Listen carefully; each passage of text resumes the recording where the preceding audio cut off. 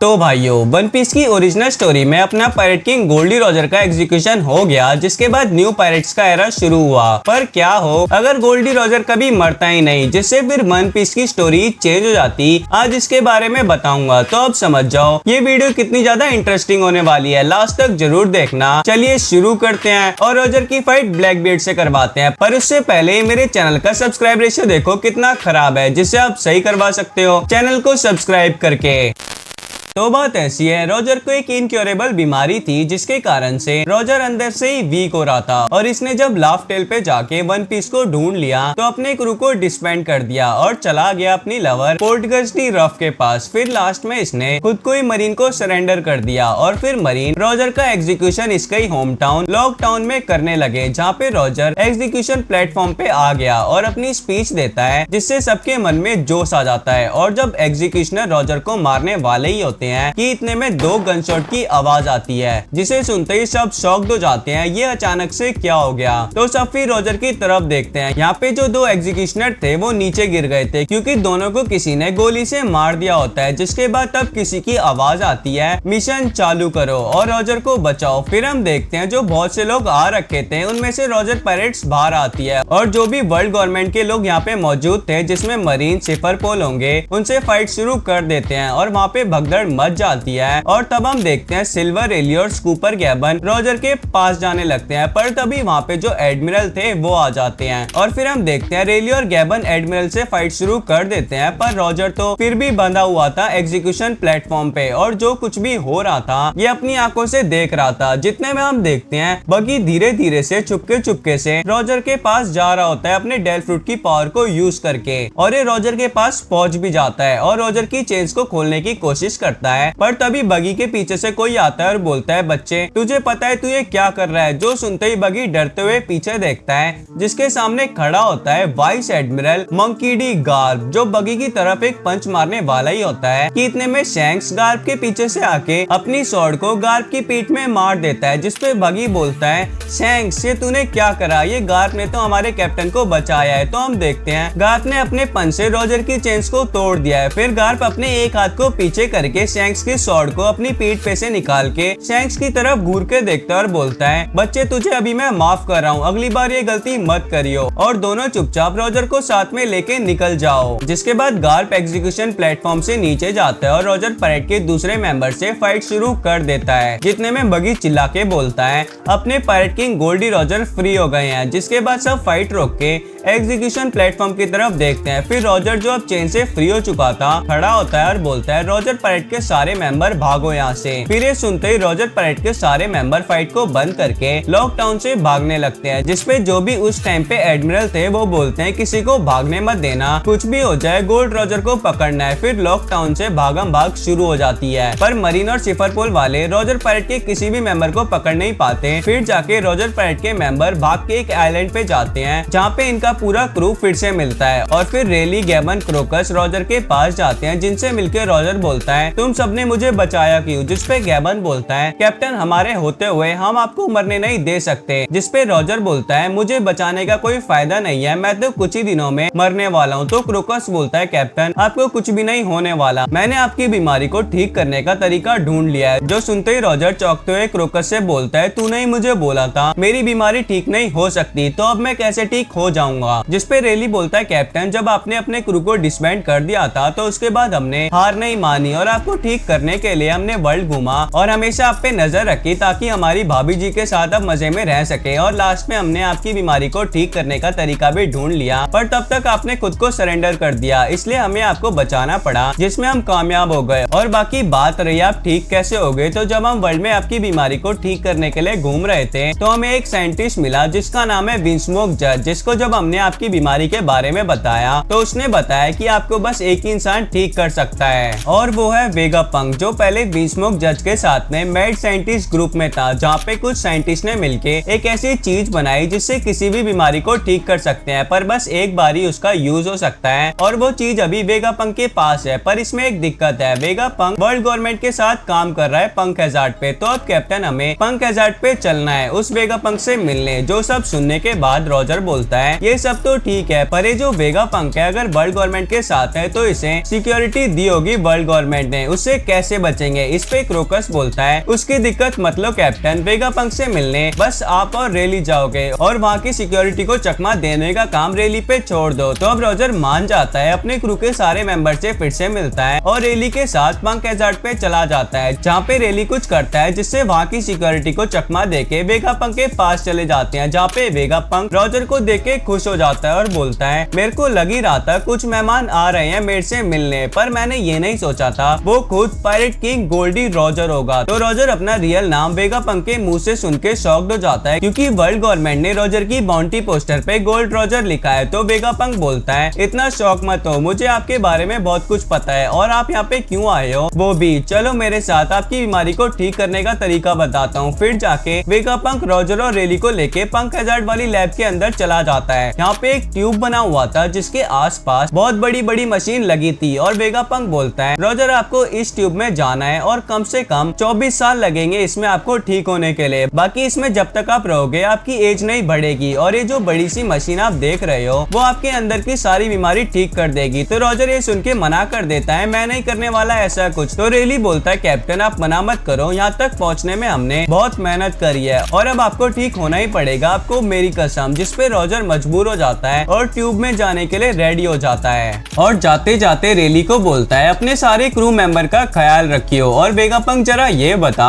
यहाँ पे मरीन या तेरा कोई साथी नहीं आएगा क्या। तो वेगापंक बोलता है इसकी दिक्कत मत लो पायरेट किंग, इस जगह के बारे में बस मुझे पता है। तो रेली बोलता है वेगापंक अगर मेरे कैप्टन को कुछ हुआ तो तू बचेगा नहीं। जिसपे वेगापंक बोलता है मैं कुछ होने नहीं दूंगा पायरेट किंग को, ये मेरा वादा है। जिसके बाद लास्ट में जाके रॉजर ट्यूब में जाते हैं और वेगापंक मशीन ऑन कर देता है और रॉजर फिर उसी मशीन में 24 साल तक रहता है। बाकी जब तक वन पीस के वर्ल्ड में जो कुछ भी हुआ उसमें कुछ भी चेंज नहीं है, ऑलमोस्ट सब कुछ ओरिजिनल स्टोरी जैसा चला। बस इस बार वर्ल्ड गवर्नमेंट ने रॉजर पायरेट के मेंबर को ढूंढने की कोशिश करी पर कोई भी इनके हाथ में नहीं आया और रॉजर तो इन्हें कभी मिला ही नहीं, क्योंकि रॉजर तो इनके पास ही छुपा हुआ था और मरीन को ये भी पता था रॉजर को एक इनक्योरेबल बीमारी है, तो ये 24 साल में तो मर ही गया होगा। तो इन्होंने रॉजर की जिंदा होने की उम्मीद को ही छोड़ दिया था और जब 24 साल हो जाते हैं तो लूफी अपनी जर्नी शुरू कर देता है और इस व्हाइट बिट पैरेट में शामिल हो जाता है। और वेगापंक ने 24 साल होने से 4 साल पहले ही पंक हैजार्ड को छोड़ दिया था, जिसके कारण से रॉजर उस ट्यूब में 4 साल तक अकेला रहा। और जब 24 साल हो गए तो रॉजर की फिर जब आंखें खुलती हैं तो इसे अपनी बॉडी में चेंज लगता है, ये खुद को बहुत ज्यादा स्ट्रॉन्ग महसूस करता है और ट्यूब पे हाथों से मारने लगता है ताकि कोई ट्यूब को खोले, पर वहाँ पे कोई नहीं था। तो रॉजर फिर अपनी कॉन्कर आकी का बस मारता है जिससे ट्यूब के साथ में मशीन ही टूट जाती है और रॉजर धुएं में से निकलता है और बाहर आता है। फिर जाके सीजर क्लाउन की फैसिलिटी को तोड़ के पंक हैजार्ड से भाग जाता है और बाहर जाके देखता है अब 24 साल में थोड़ा बहुत चेंज हो चुका है, अब पायरेट्स ज्यादा घूम रहे हैं और बाकी सब तो पहले जैसा ही है। जिसके बाद रॉजर डायरेक्ट जाता है मॉक टाउन में और वहाँ की एक बार में जाके खूब ज्यादा साके और चेरी पाई खाता है। फिर वहीं पे एक काला सा बंदा आता है जो रॉजर के बगल में बैठ के चेरी पाई खाना शुरू कर देता है। जिसके बाद रॉजर और उस काले बंदे में चेरी पाई को खाने का कंपटीशन हो जाता है, पर तभी वहाँ पे बेलमी अपने क्रू के साथ आता है और रॉजर से सीट मांगता है, जिसपे रॉजर की तरफ से कोई रिस्पॉन्स नहीं मिलने पे बेलमी रॉजर पे अटैक करने की कोशिश करता है। तो रॉजर उल्टा ही बेलमी और उसके क्रू को पीट देता है। फिर बार से बाहर जाता है, यहाँ पे वो काला आदमी अपने क्रू के साथ होता है और रॉजर के सामने आके बोलता है मैंने तुझे कहीं ना कहीं तो देखा है पर याद नहीं आ रहा कहाँ। तो रॉजर बोलता है तूने मुझे कोई और समझ लिया होगा, मैंने तुझे पहली बार देखा है, बाकी अपना नाम तो बता। जिसपे वो काला आदमी अपना नाम बताता है ब्लैक बियर्ड। फिर रॉजर बोलता है ठीक है, अब अपने इन चेलों को बोल मेरे सामने से हट जाए। तभी रॉजर की नजर अपने बगल में जाती है, यहाँ पे ये एक बंदे को देखता है जिसने रॉजर वाली सेम स्ट्राइट पहनी होती है। तो रॉजर उस बंदे के पीछे जाने लगता है, जिसपे ब्लैक बियर्ड रॉजर के हाथ को पकड़ के बोलता है तू गोल्ड रॉजर है ना। जो सुनते ही रॉजर पीछे मुड़ के ब्लैक बियर्ड को देख के स्माइल करते हुए नहीं में सर हिलाता है और भागने लगता है। तो ब्लैक बियर्ड बोलता है laugh it dog you ban ogre Jesus Burgess, उसे जल्दी से पकड़ो, वो पायरेट किंग गोल्ड रॉजर है, उसे पकड़ लिया तो हमारा काम हो गया। तो ये सब रॉजर के पीछे लग जाते हैं और रॉजर फिर बाहर के गेट पे जाके देखता है कि वो स्ट्राइट वाला बंदा अपने दो दोस्तों के साथ है और मजे से हंसते हुए चेरी पाई खा रहे हैं। जिसे देखते रॉजर समझ जाता है वो स्ट्राइट उसी की है जो उसने शैंक्स को दिया था और रॉजर को अंदर ही अंदर अजीब सा लगता है और एक खुद को कंट्रोल नहीं कर पाता, बार में घुसने लगता है। पर तभी वैन ओगर एक गोली मारता है, वो रॉजर के सामने से जाती है, जिससे रॉजर अपने होश में आता है और भागना शुरू कर देता है। फिर जाके ब्लैक बियर्ड पायरेट रॉजर का पीछा करते हैं बहुत दूर तक और लास्ट में जब ये सब एक सुनसान जगह पे चले जाते हैं तो रॉजर फिर रुकता है, जिसके सामने सामने ब्लैकबीट पायरेट्स खड़ी थी और ब्लैकबीट तभी अपनी डार्कनेस को फैलाना शुरू कर देता है, जिसपे रॉजर बोलता है इस काले आदमी पे ये पावर कहाँ से आ गई, इसे रोकना जरूरी है। जिसपे रॉजर अपने हाथों पे एडवांस कॉन्करर और आर्मामेंट हाकी को कोट करके ब्लैकबीट पैरेट की तरफ कूद पड़ता है और एक जबरदस्त अटैक कर देता है जो इतना ज्यादा खतरनाक था कि वहाँ आसपास की पूरी जमीन टूट जाती है और ब्लैकबीट पैरेट का नामो निशान खत्म हो जाता है वहाँ से। जिसपे रॉजर सोचता है लगता है ये सब भाग गए, पर उस आदमी पे वो खतरनाक डार्कनेस की पावर कैसे आ गई, मुझे उसे रोकना ही पड़ेगा।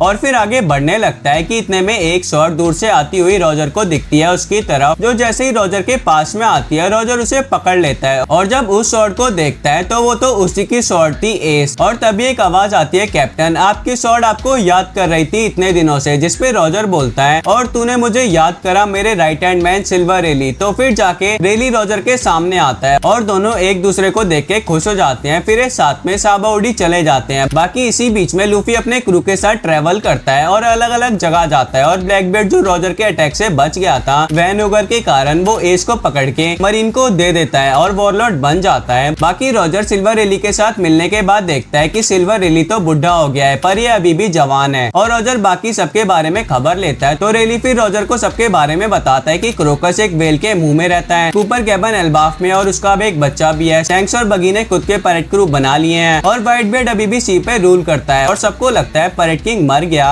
इसलिए वर्ल्ड गवर्नमेंट ने योनको का सिस्टम लाया जिसके कारण से शैंक्स व्हाइटबीड के साथ में काइडो और बिग मम योनको है और अब बहुत सारे पायरेट आ रहे हैं रोज, जिसमें से कुछ स्ट्रॉन्ग को वर्ल्ड गवर्नमेंट ने वॉरलॉर्ड का टाइटल दे दिया है जो इनके लिए काम करते हैं और कुछ नए पायरेट आए हैं जिन्हें वर्स्ट जनरेशन का टाइटल मिला है और मरीन में तो गार्प अभी भी वाइस एडमिरल है। बाकी अब मरीन में बहुत से न्यू मेंबर भी आए हैं और सबसे खास चीज जब मैं शैंक्स से मिला तो उसने मुझे बताया कि उसे एक लड़का मिला जिसकी सोच सेम आपके जैसी है कैप्टन। तो रॉजर बोलता है इससे याद आया मैंने एक लड़के के पास मेरी स्ट्रैट देखी जो मैंने शैंक्स को दी थी, उसमें भी मुझे कुछ खास लगा। जितने में हम देखते हैं साबाउडी पे स्ट्रैट क्रू आती है और इनको ये रूमर सुनने को मिलता है कि पैरेट किंग वापस आ गया है। जिसपे लूफी बोलता है कोई भी पैरेट किंग आ जाए नेक्स्ट पैरेट किंग मैं ही बनूंगा, बाकी पैरेट किंग तो मर चुका है तो अब मरा हुआ इंसान जिंदा नहीं हो सकता, इसलिए ये जो भी रूमर सुन रहे हैं सब फेक है। फिर ये सिल्वर रेली के पास जाते हैं मिलने, जहाँ पे जाते ही इन्हें रॉजर सामने दिखता है जिसे देखने के बाद उसॉप रेली से पूछता है ये कौन है, जिसके रिप्लाई में रेली बोलता है स्ट्राइट क्रू मेरे पास एक खास इंसान है तुम सबको मिलाने के लिए, ये जो तुम सबके सामने बैठा है वो है रॉजर पैरेट का captain pirate king Goldie Roger. जो सुनते ही पूरे के पूरे स्ट्राइट क्रू की आंखें खुली की खुली रह जाती है और ये तो यकीन ही नहीं कर पाते कि पैरेट किंग अभी भी जिंदा है। तो जोरो बोलता है बुड्ढे रेली ये क्या मजाक कर रहा है, ये पैरेट किंग नहीं हो सकता। तभी निको रॉबिन बोलती है जोरो रेली ने जो बोला है वो सच है और हमारे सामने जो बैठा है वो है पैरेट किंग गोल्डी रॉजर। तो उसब बोलता है ये जिंदा कैसे है, तो रेली बोलता है तुम सब शांति से बैठो लंबी कहानी है। तो रॉजर फिर बोलता है रेली मैं जिस लड़के की बात कर रहा था वो यही है। तो रेली भी बोलता है शैंक्स ने भी जिसके बारे में बताया था मुझे वो यही है, जिसका बाप है मंकी डी ड्रैगन जो रेवोल्यूशनरी आर्मी का लीडर है और मंकी डी गाप जो इसका ग्रैंडपा है। तो रॉजर को तभी याद आता है कि उसका भी एक बच्चा होने वाला था। तो रॉजर अपने बेटे के बारे में रेली से पूछने वाला ही होता है कि इतने में लूफी रॉजर पे अटैक कर देता है। तो रॉजर लूफी के अटैक को रोकता है जिसपे रेली और स्ट्राइट क्रू शॉक्ड हो जाते हैं ये लूफी ने क्या कर दिया। तो लूफी बोलता है तू पैरेट किंग होगा पर अब मैं पैरेट किंग बनने वाला हूँ, तू मेरे रास्ते में मत आइयो फॉर्मर पैरेट किंग। और उसब इनसे वन पीस कैसे मिलेगा पूछने की जरूरत नहीं है। जिसके बाद स्ट्राइट क्रू बार से बाहर चले जाते हैं और साबाउडी पे घूमने लगते हैं, जितने में इन पे कुमा और किजारू अटैक कर देते हैं। बाकी अंदर रॉजर रेली से बोलता है इस लड़के में कुछ तो खास बात है। फिर रॉजर रेली से फिर से अपने बच्चे के बारे में पूछने वाला ही होता है कि तभी इन्हें बाहर से लोगों की आवाज आती है। तो रेली बोलता है रॉजर से कि तू अंदर ही रह, मैं खुद जाके बाहर देखता हूँ क्या हो रहा है। फिर रेली बाहर जाके किजारू से फाइट करता है और कुमा पूरे स्ट्राइट क्रू को अलग अलग जगह पे भेज देता है और रेली और किजारू की फाइट में किजारू की हालत खराब हो जाती है। तो किजारू रेली पे हावी पड़ने लगता है पर तभी रॉजर आता है और अपनी स्वॉर्ड में एडवांस आर्मामेंट आकी कोट करके किजारू को मारता है जिससे किजारू बहुत दूर जाके गिरता है और रॉजर रेली को पकड़ के संभालता है। जितने में किजारू वापस से आके दोनों पे अटैक कर देता है पर रॉजर के आगे किजारू की भी नहीं चलने वाली थी। तो रॉजर ही उल्टा किजारू को पीट देता है और किजारू के कॉलर को पकड़ के उसे हाकी के पंच पे पंच मारता है। तभी किजारू को डेंडन मुशी पे आवाज आती है कहाँ मर गया किजारू, जल्दी से मरीन फोर्ट पे आ, पोर्ट गस्टी एस का एग्जीक्यूशन होने वाला है कुछ दिनों में। और सुनने में आया है व्हाइटबीड अपनी अलायंस के साथ आएगा यहाँ पे, सेंगोकू ने मेरा दिमाग खराब कर रखा है और साले तू कुछ बोल क्यों नहीं रहा। तो किजारू बोलता है ठीक है काइनू मैं आ रहा हूँ। बाकी ये सब सुनने के बाद तो रॉजर का दिमाग ही हैंग हो जाता है क्योंकि इसे कहीं ना कहीं पता चल जाता है जिस पोर्ट गस्टी इसका एग्जीक्यूशन होने वाला है वो इसका ही बेटा है। तो जैसे ही रॉजर अपनी पकड़ किजारू पे से लूज करता है तो किजारू तुरंत रॉजर के हाथों से खुद को छुड़ा के भाग जाता है। जिसके बाद रॉजर रेली से बोलता है मैं जो सब सोच रहा हूँ वो सच है। तो रेली बोलता है कैप्टन वो एस आपका ही बेटा है। तो रॉजर बोलता है साले ये तू मुझे कब बताने वाला था। तो रेली बोलता है कैप्टन ये तो मुझे भी अभी पता चला है। तो रॉजर बोलता है सब कुछ छोड़ और मरीन फोर्ट पे चलने की तैयारी कर, पर उससे पहले अपने सारे क्रू मेंबर को मरीन फोर्ट पे बुला, मैं वहीं पे मिलूंगा उन्हें। तो अब रॉजर मरीन फोर्ट पे जाने के लिए रेडी हो जाता है जिसके लिए रेली एक शिप अरेंज करता है। जिसके बाद रॉजर अकेले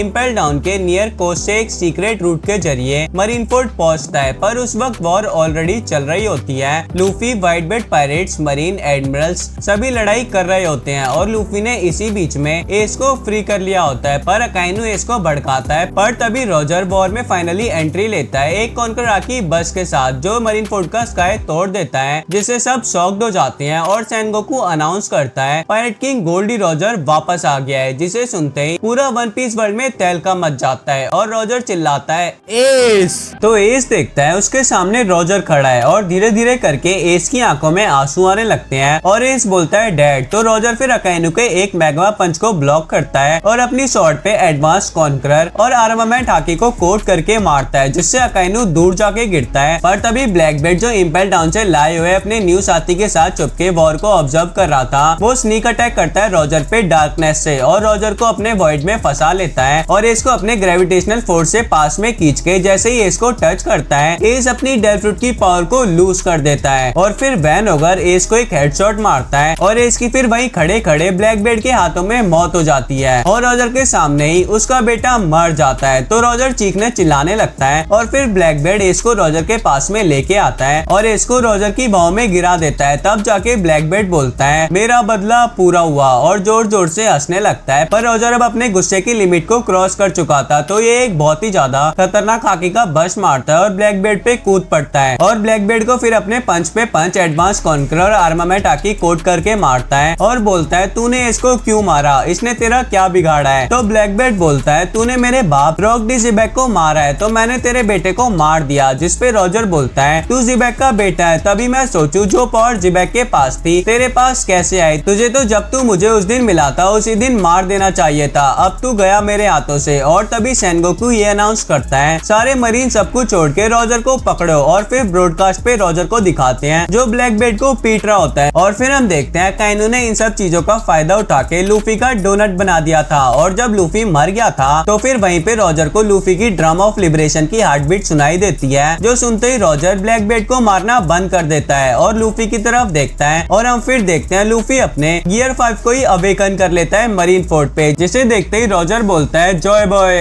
तो भाइयों ये वीडियो यहीं तक थी। अब रॉजर पैरेट मरीन फोर्ट पर आएंगे और रॉजर लूफी को गियर 5 में ट्रेन करेगा और रॉजर और लूफी अपनी अलायंस के साथ मिलके वर्ल्ड गवर्नमेंट से फाइट करेंगे। अब समझ जाओ वो वीडियो कितनी ज्यादा खतरनाक होने वाली है। बाकी अब ये वीडियो कैसी लगी कमेंट कर दो, इस वीडियो पर 1000 लाइक करवा दो और अगर चैनल पे नए हो तो चैनल को सब्सक्राइब कर दो। मैं मिलता हूँ तुमसे नेक्स्ट वीडियो में। सायोनारा।